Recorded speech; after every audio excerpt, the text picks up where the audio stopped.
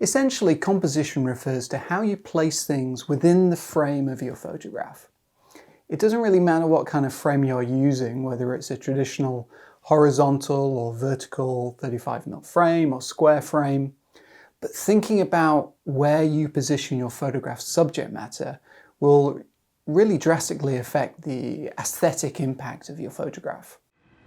Have a look at this image I made in India. I was wandering around the city of Kolkata doing general street photography, and at one intersection I came across this amazing scene of a child looking out of the window of one of the city's distinctive yellow taxis. Now notice where in the frame the main subject matter is positioned. Top left. Here I want to introduce to you an important concept called the rule of thirds.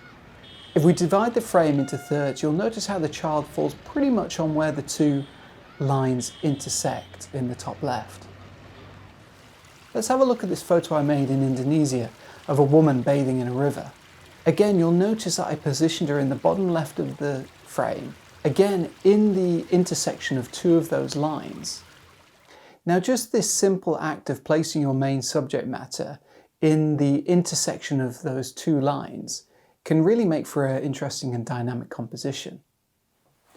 If you are shooting landscapes or scenes where the horizon is a dominant feature, you can use the rule of thirds to help you decide where to put the horizon.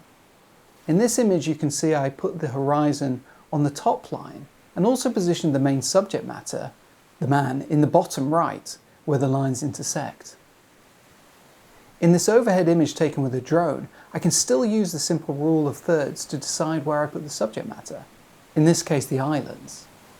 This time I run the island down the right-hand side line to make an interesting composition. So next time you look through your viewfinder to take images, don't forget the rule of thirds. Some cameras even allow you to show the thirds through the viewfinder on the screen at the back. So if you've just started out, use them and practice the technique, and over time it will become second nature and you'll automatically start framing your images in more interesting ways because you've learned this principle.